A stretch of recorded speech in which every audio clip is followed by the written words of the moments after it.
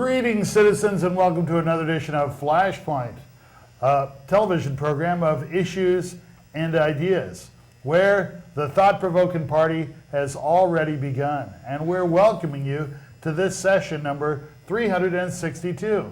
Flashpoint is brought to you by the Lawrence Debate Union, an endowed co-curricular activity at the University of Vermont, which teaches UVM students the arts and skills of debating. Not like the presidential candidates do it, I mean real debating. Teaches them those arts and skills and then has them debate competitively, educationally, and hopefully with a happy heart against all kinds of people all over the region, the nation, and the world. One of the other things we do to promote discussion, discourse, debate, and a bunch of other things that begin with the letter D is to bring you Flashpoint. Flashpoint is not only available on Channel 15 here in Burlington on the cable system, but is also available on Channel 12 on the UVM cable system and is available for on-demand viewing. Go to our website, debate.uvm.edu, and click on the Flashpoint icon, and there'll be lots of different episodes for you to choose from. Enjoy. My name is Alfred C. Snider. I'm the Edwin W. Lawrence Professor of Forensics at the University of Vermont, and proud of it, and I'll be your facilitator for this burning and light-producing discussion. Joining me today, I have four debaters at the University of Vermont. We don't believe in experts. We think that citizens experts, we believe they exist, but they're not necessary to have a thoughtful discussion. You can research things, you can find out for yourself, you can think critically, and you can have an opinion that means something. And I'm glad to have all four of you here to carry on the Edwin W. Lawrence Debate Union tradition and do just that. On my left, I have outstanding environmental activists. That's why we use recycled paper and UVM copiers. Taylor Lalemand. And what do you think how do you think you'll direct your efforts towards activism once you graduate? Well, I'm planning on taking the LSATs in June, so hopefully with a legal education, I'll be able to effectively influence and persuade my opinions of environmental excellence elsewhere. Okay, awesome. On my immediate left, I have Stephanie Keller. Stephanie Kimerer. No, that's Leslie. That was my debate partner. That's your debate partner. Stephanie, who's our squad captain, and you are from Florida. I just want to ask you this question. Did you ever learn to put up with the winters here? I mean, I've dealt with them very well. I finally bought a big, thick Burton coat, and so this winter was by far the easiest, but I don't like it still after 4 years. So. Right. And probably in the future you won't live north of... pretty south, yeah. South, okay. All right, well, but that's fine. We need to be spread out evenly across the globe. On my far right, I have Joseph Torda, who's from Massachusetts, right? That's right. Okay, and do you find that a lot of Vermonters have hard feelings towards people from Massachusetts? Yeah, I have found that. It's sort of discouraging at times. They like our baseball team, but they don't like us. Right. They like the football team, too. Yeah. Yep. Right. But, well, it just goes to show that intolerance can be found anywhere in a lot of places. That's right. So let's make sure that our own lives don't go uninspected. On my immediate right, we have Sam Ricker, who's our senior delegate to the program. And what's an issue that you think we should have a Flashpoint show about at some time in the near future? I think we should discuss how college tuition is funded. I really think we need to look at options where the government pays for students to go to school, because that's an issue that's really, I think it's a big issue in this country, and I think we need to reform our higher education system. Mm-hmm. So that's something to think about. Okay, great. Well, we'll grab that. Maybe that's coming up and before we get to 370. And I never thought we'd get to 300. Now I'm concerned we actually will reach 400. And I know that we have three fourth-year students here, and try to come back for show number 400 if you get a chance. Meanwhile, back at the ranch, show number 362, torch goes to China. Well, China has the Olympic Games. Duh. But they have promised in their campaign to host the Olympics that they would have a much better human rights record. And that record has been questioned in a couple of different ways. There's been a number of media crackdowns. There has been a lot of things to do with planning the Olympics, forced relocation of people, weather control, and then, of course, recent problems in Tibet. So a lot of people are unhappy with China's record and a lot of these things. Now, but we've promised to have the Olympic Games there, and now the question is, what do we do? So what we've done here is assemble a number of what we think are important issues, and we're going to try to work our way through them in thinking about this complex phenomena, because I think that you hear bits of things in the news, the torch was interfered with, and monks were protesting, and the government said everything, but you don't really get it laid out as issues. How about this? Aren't things better in terms of human rights in China now than they were 20 years ago? So, I mean, it may not be perfect, but it's better. What about that? It may be better, but I think that there are still a tremendous amount of issues that need to be dealt with. People are still being sent into re-education camps for doing very little. Forced relocation, as you mentioned. There's a tremendous amount of human rights abuse in China right now. So that saying it's better than it was is sort of masking the gravity of the issue itself. Well, this is what the Chinese directed media says. Right. Things are better now than they were. Anybody, you guys buying that argument? I think it depends on how you define better. I mean, as far as the Chinese media has portrayed it, there are some benefits economically for their support of Tibet, and I think that there are some benefits, but despite these benefits, culture is still being lost, and to not account for this kind of cultural loss is not a very accurate representation of what's happening over there. But at the same time, it is better, and it can maybe get better. And maybe by bringing something like the Olympics, bringing all the media and all the what to do with it will help it to improve even more, potentially. Well, you would have to say that the Olympics in China has increased media scrutiny. Mm-hmm. It has increased media scrutiny, but it's also increased human rights violation. So they're working to clean up Beijing temporarily for the games, and in doing that, they're oppressing people at a much higher rate than they were prior to their awarding of the games themselves. So, okay, this is a Chinese press release from China Daily. Facts, figures about Tibet's development, how things are better there.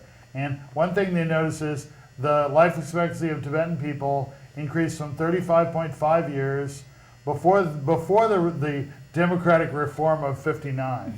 That's to 67 years now. So that's good. But in reading a lot of this others, it just didn't work. The population is way up. Mm-hmm. Are you surprised by that? no. No. Why not? Chinese relocation into Tibet. Yeah. They're shipping in hundreds of thousands of Chinese to outnumber them.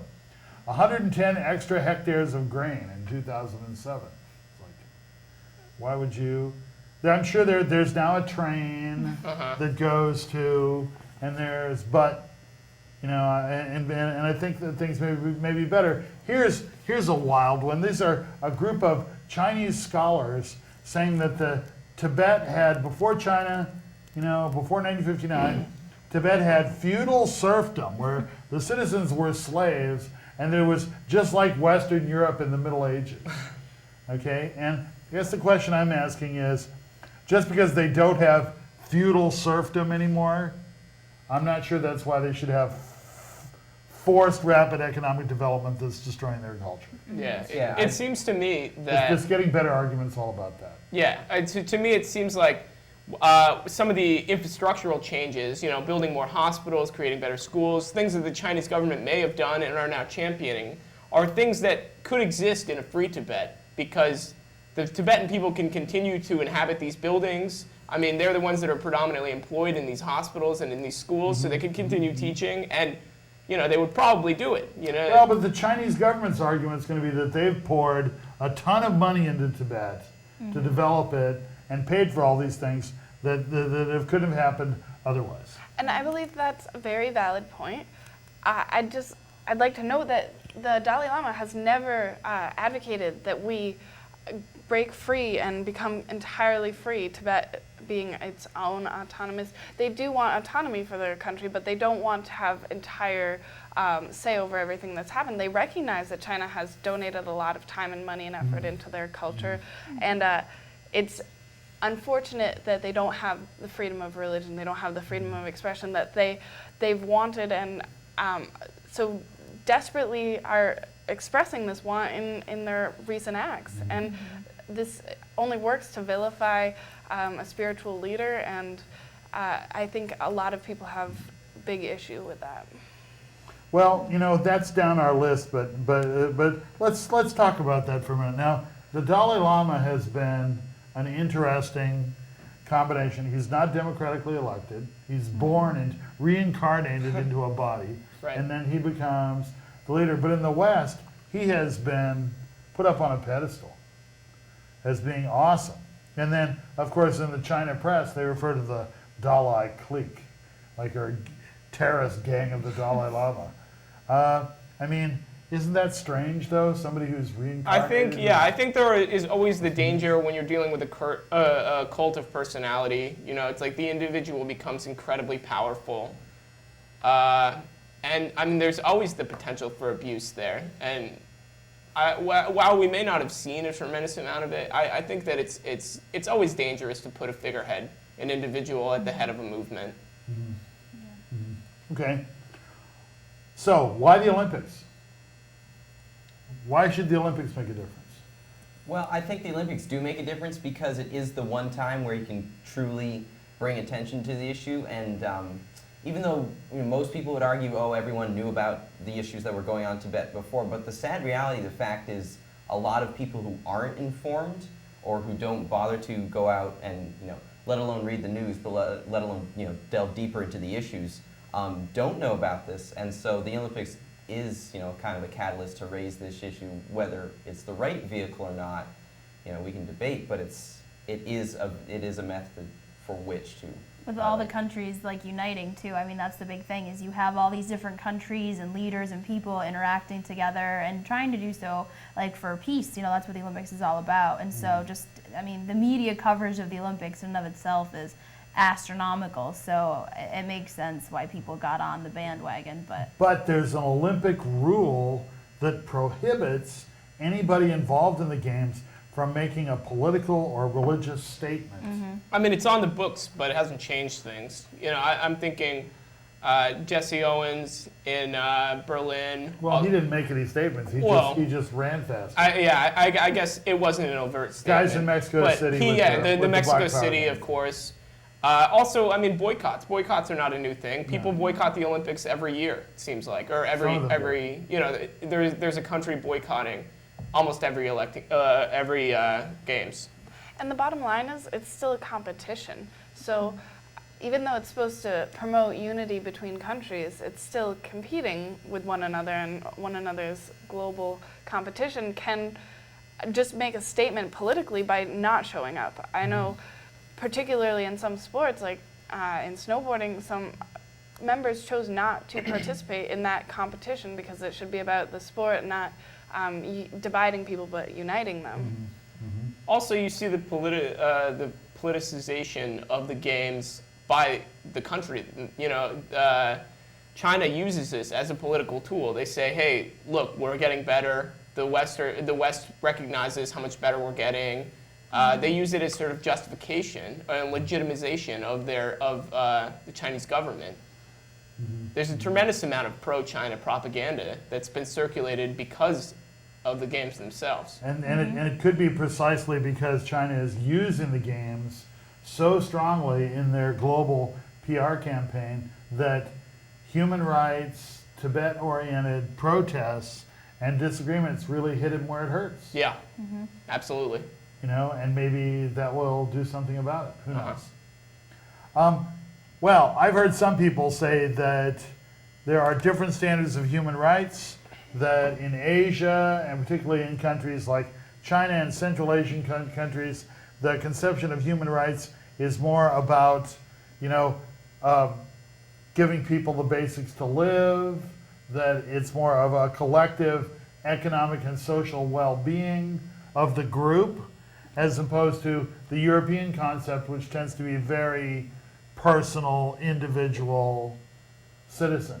And so to the extent that China is saying, hey, our citizens are better off, hunger is being vanished, people in Tibet are living longer, yeah, we, may not allow free press, we may edit websites, we may do X, Y, Z, and the other, but what do you think of that argument?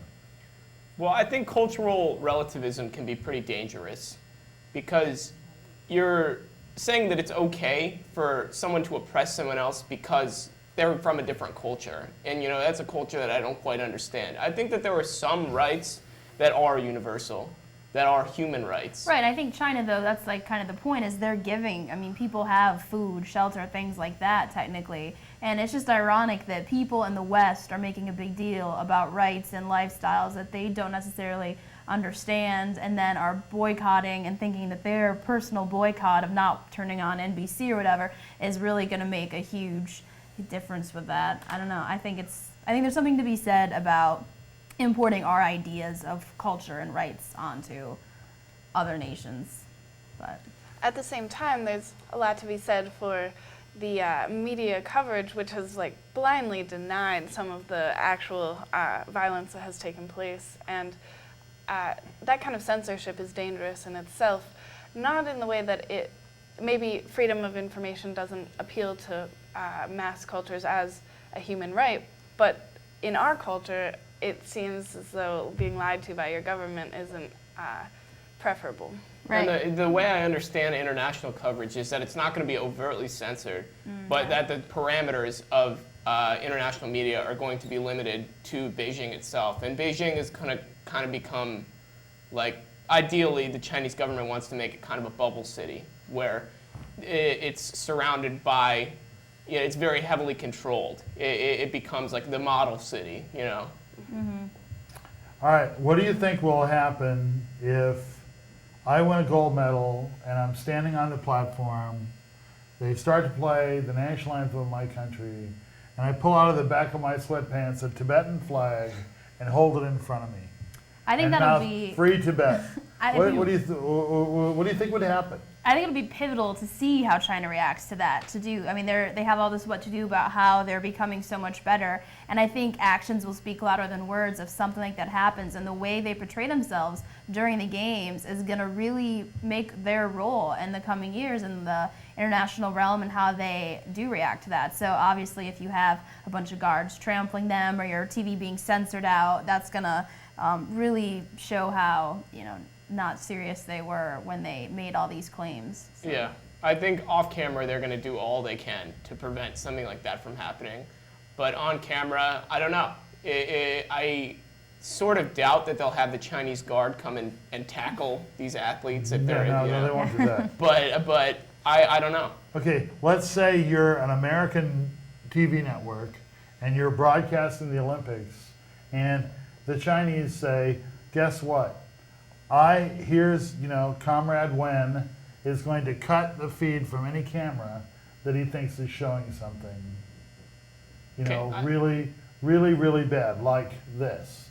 Do you think they would give in, or No. is that part of their contract? Or? I don't think they would give in because China's not a market for national television. It's not like NBC has a channel that broadcasts in China. Yeah. Okay. How about the torch? How appropriate do you think, to interfere with the movement of the torch? I think any kind of activism on that level, it should be acknowledged because it's up to people to take control of their government. The government should fear the individuals, not the other way around. And I think any kind of activism on that level speaks loudly and has to be recognized. It forces people to understand that just because our governments might be conceding that it's okay to carry on in one sort of manner, if we allow for this kind of expression to be covered and learned from, then we can have our politicians have a better understanding of where we stand as a people. And I think it was ironic in San Francisco, too. You had all these people out there protesting for peace and free Tibet, and yet they're doing so at something that is traditionally supposed to be a peaceful activity when you have the torch run through your town. And, they want this, all these good things, and yet they're going about creating violence and creating issues, and the city had to reroute the parade and all this just ridiculousness that I think it got a little out of hand. In a I think couple the places. protest is valuable, but attempts to extinguish the torch is against the spirit of the games. I think that nonviolent demonstration is key. And when you have physical violence or you have any kind of malicious activity, then it becomes negative. So civil disobedience, passive resistance would have been better. Much better. Right? Hundreds of people lying down In front of it. Yeah. something like that. Something like that? Sure. Okay. All right. How about those guards? The torch guards. Cloaked in mystery. Well, I mean, I think the minimum height is 6'3". They're all trained security operatives. They're on a tough mission. There's a bunch of them around it. They have those spooky-looking blue tracksuits on. And, a lot of them were pushing people aside. And I understand they had a little scuffle with London police pushing them aside to make sure that they were in control of the situation. Does that show a paranoia that's kind of scary, or? Yeah, I think so. I mean, you're showing the world that you need to have these huge, violent, secretive guards, protecting this peaceful symbol. It seems like a little contradictory. Yeah, I mean, I remember when I was young, people would run the torch, it'd just be like one dude, like a couple Olympic officials around and maintaining it, but he'd be like your local town hero with the torch running through town. And now it's like it's just like a mass of people moving. It's the whole spirit of it, and seeing someone like carry it on is totally lost. The symbolism is gone. Although I understand it's impossible to extinguish the torch. Well, they have this high-tech thing where the flame can't be. It's protected from nuclear weapons or whatever. Okay, let's talk about other methods. Now, a boycott has been talked about in a couple of different senses. First is that world leaders should not go to the opening ceremony in protest. What do you think about that? I think that would be one of the most effective demonstrations, because the opening ceremony is just a lot of smoke and mirrors. It's a grand. It's pomp and circumstance. That's a better phrase. I like smoke and mirrors. But it doesn't end up hurting the athletes if world leaders choose to protest at the Olympic Games, because we always have these debates on either for or against this, and the argument that always comes up is we don't want to harm the athletes because they're the ones that worked so hard to get to this level. But by not having the leader of your country show up, it is the way of taking a stance without actually harming those who aren't involved. So That's true. Okay, so more people are executed in China each year than in the whole rest of the world. Many of them are executed when their organs are needed for purchased transplants, and all you can do is not go to the opening assembly? I hear that argument being made.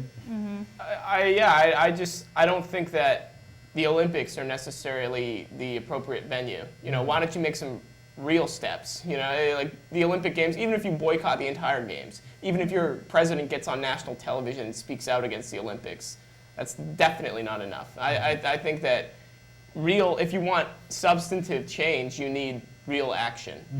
And boycotts in general aren't effective unless there is a mass amount of people boycotting. I mean, unless you get every country to boycott the Olympics. Right, the example of, people like Buy Nothing Day in America is an example of a boycott, which really does nothing because there's so many other people buying things. Same way with the Olympics, so 4 countries aren't going to go. It'll get slightly media coverage.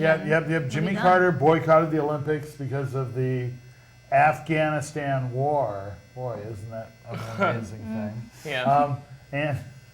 And the games went on, and a lot of people went, and a lot more Russians won gold medals, and they had separate freedom games, but and if it didn't mean anything to the Russian regime then, I'm not sure why it would mean anything to the Chinese regime now. They at least have more levers of power. Yeah. Okay, one of the things I've been surprised about is that there's been a surge of support for the Chinese position saying there's been false information spread. Things are better in Tibet and China. We got to give China a chance.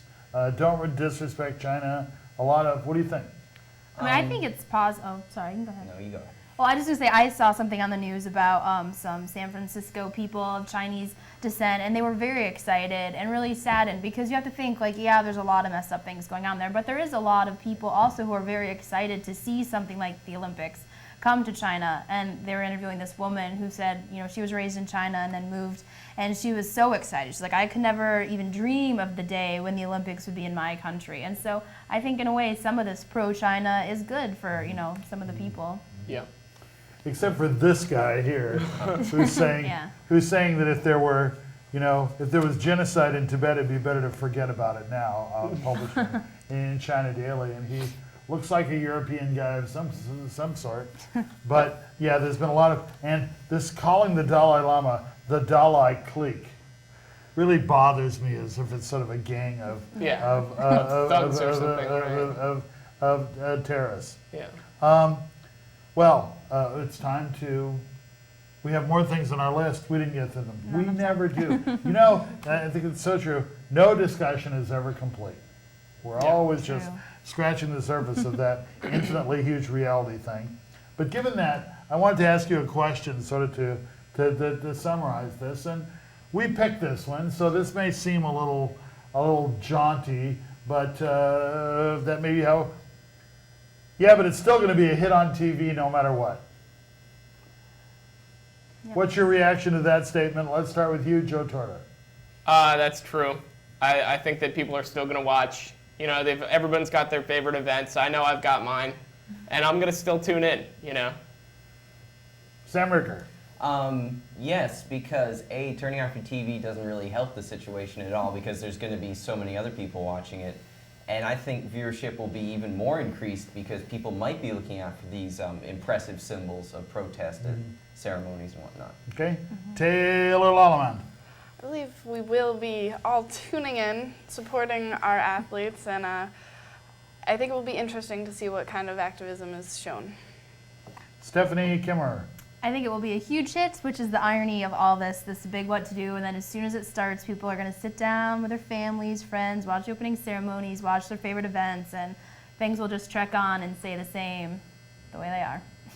Yes, but not for me. I plan on watching as little of it as I possibly can. But not because of human rights, just because I'm really not interested.